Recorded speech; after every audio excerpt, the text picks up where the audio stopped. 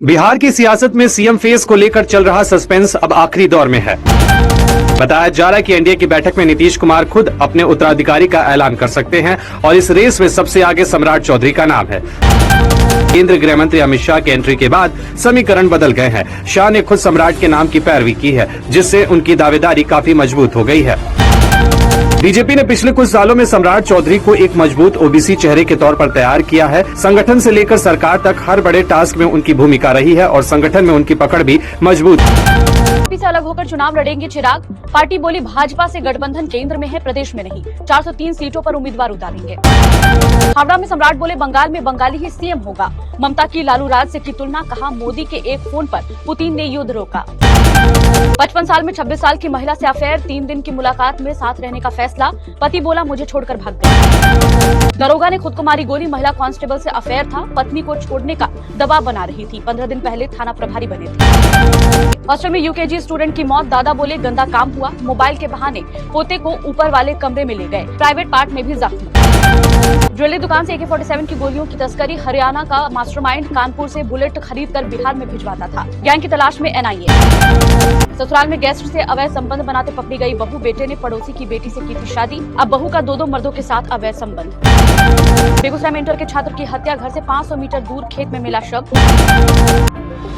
ईरानी सभ्यता खत्म करने की ट्रंप की धमकी पर ईरान ने जवाब देते हुए कहा, अमेरिका और उसके सहयोगियों को ईरान की प्राचीन सभ्यता की तरफ से ऐसा जवाब मिलेगा जिसे कभी भूल नहीं पाएंगे। मीडिया पर एक पोस्ट किया जिसमें उन्होंने कहा, आज रात एक पूरी सभ्यता खत्म हो सकती है। मैं ऐसा नहीं चाहता, लेकिन ऐसा हो सकता है। अगर सच में सत्ता में बड़ा बदलाव होता है और नए समझदार और कम कट्टर लोग आगे आते हैं तो हालात बेहतर भी हो सकते हैं। इजराइल ने ईरान में कई जगहों पर हमले किए।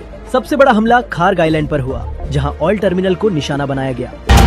इसका करीब 80 से 90% कच्चा तेल यहीं से एक्सपोर्ट होता है। इसी दौरान कोम और कशान में भी पुलों को निशाना बनाया गया। हमले में 2 लोगों की मौत और 3 लोग घायल हुए हैं। वहीं ईरान ने जवाबी कार्रवाई करते हुए UAE के शारजा में हमला किया। ईरान ने कहा कि अमेरिका और उसके सहयोगियों के ठिकानों को निशाना बनाएगा।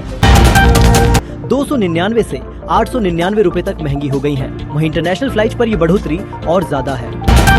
$280 तक एक्स्ट्रा देना पड़ सकता है। ये दरें 8 अप्रैल 2026 से लागू होंगी। दरअसल ग्लोबल मार्केट में विमान ईंधन की कीमतों में भारी उछाल आया है। विराट कोहली ने पोस्ट शेयर कर कहा कि वो पूरे विश्वास के साथ कह सकते हैं कि उन्होंने भारत में ऐसी फिल्म आज से पहले कभी नहीं देखी। साथ ही उन्होंने कहा कि उन्होंने 4 घंटे तक फिल्म देखते हुए पलकें नहीं झपकाई। अक्षय कुमार की मोस्ट अवेटेड फिल्म भूत बंगला का ट्रेलर आज रिलीज हो गया है। प्रियदर्शन के निर्देशन में बनी इस फिल्म का ट्रेलर दर्शकों को पुराने दिनों की याद दिलाता है। इसमें अक्षय कुमार के साथ उनकी पुरानी कॉमेडी टीम यानी परेश रावल और राजपाल यादव भी नजर आ रहे हैं। कोलकाता नाइट राइडर्स और पंजाब किंग्स के बीच सीजन का 12वां मैच बारिश के कारण रद्द हो गया। हालांकि सिर्फ 4 ओवर का खेल जरूर हुआ। होम टीम कोलकाता ने ईडन गार्डन्स ने टॉस जीतकर बैटिंग का फैसला किया। टीम ने 3 ओवर 4 गेंद में 2 विकेट पर 25 रन बनाए। दूसरे ओवर में जेवियर बार्टलेट ने कैमरन ग्रीन को 4 रन और फिन एलन को 6 रन पर पवेलियन भेज दिया। इसके बाद शाम 7:46 पर बारिश आ गई।